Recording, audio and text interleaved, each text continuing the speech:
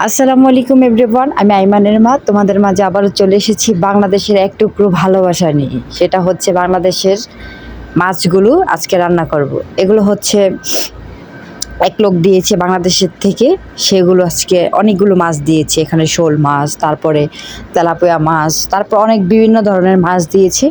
আসলে আমরা যারা বিদেশে থাকি, আমার কাছে মনে হয় যে বিদেশে বাংলাদেশ থেকে কিছু আসলে এটা এক টুকরো ভালোবাসা, বা এটা একটা মানে ভালো লাগার একটা জিনিস। আমরা তো সৌদি আরবে অনেক কিছু খাই, কিন্তু বাংলাদেশের থেকে কিছু আসলে আমাদের মনে একটা আনন্দ জাগে বা একটু ভালো লাগা কাজ করে। তো এরকমই এই মাছগুলো পেয়ে আমি খুব খুশি হয়েছি, বা দেখে আমার কাছে খুব ভালো লেগেছে। আর আমি বাংলাদেশের যে কোনো জিনিস খুব তৃপ্তি সহকারে খেতে পছন্দ করি, বা আমার কাছে খুবই ভালো লাগে।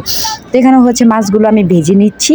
এখানে শোল মাছও দিয়েছে। শোল মাছটা আসলে ফ্রিজের মাছ, তো সৌদি আরবে আস্তে আস্তে বরফটা একটু গলে গেছে, তো তার কারণে মাছগুলো একটু অন্যরকম গন্ধ বের হয়েছে। তো কড়া একটা ভাজা দিয়ে তারপরে এখানে এটাকে ভালো করে একদম লাল লাল করে হচ্ছে বোনা করব।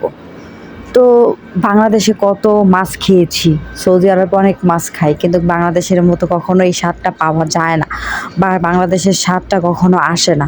আমার কাছে মনে হয় কি যে বাংলাদেশের মানুষরা আসলে অনেক সুখী। তারা যেরকমই হোক বাংলাদেশের টাটকা মাছ খেতে পারে, বা বাংলাদেশের সব জিনিস টাটকা টাটকা খেতে পারে। আমরা কিন্তু বিদেশের প্রবাসীরা টাটকা মাছটা খেতে পারি না, চাইলেও কিন্তু আমরা টাটকা স্বাদটা পাই না।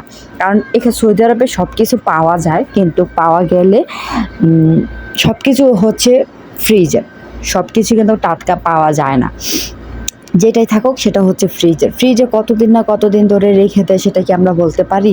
আমরা যে কিনে নিয়ে আসি, তো এটা তো কত দিনের সেটা তো আর আমরা জানি না। কিন্তু আমাদের একটাই আফসোস, এত বছর হয়ে গেছে বাংলাদেশের, যখনই আমার আম্মা কিছু পাঠায় বা হচ্ছে যখনই কোরবানি, আজকে কতদিন হয়ে গেছে কোরবানির ঈদ চলে গেছে, কিন্তু এই পর্যন্ত মার হাতের কোরবানির মাংস খেতে পারি না, শুধু হচ্ছে লোক আসার জন্য। তো এই দিনগুলো বা এই সময়গুলো খুবই মিস করি, যে দেশে থাকতে কতবার কোরবানির মাংস খেয়ে ফেলতাম।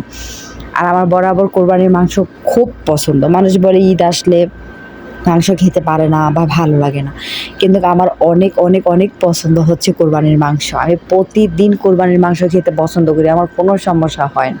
কিন্তু এই পর্যন্ত হয়ে গেছে মাংস খেতে পারিনি, খুবই আফসোস বা খারাপ লাগার একটা বিষয়। তো এই মাছগুলো পেয়ে আমি অনেক খুশি হয়েছি। এটাকে লাল লাল ঝাল ঝাল করে হচ্ছে বোনা করে নিব। তো এখানে অনেকগুলো মাছ ছিল, এর আগেও মাছগুলো বেজে খেয়েছি, আর এখানে বাকিটা লাল লাল করে ভুনা করেছি। সবগুলো মাছ একসাথে টমেটো পেঁয়াজ দিয়ে হচ্ছে ভুনা করে নিয়েছি। আসলে এরকম মাছ আমার আম্মা যখন রান্না করতো, আহারে, আম্মার হাতের রান্নার স্বাদ, এটা মনে হয় কোনো কিছু দিয়েই পূরণ হবে না। দেখো আমি একদম সুন্দর করে মাখা মাখা করে ঝোল রেখে এটাকে ভালো করে ভুনা করে নিয়েছি।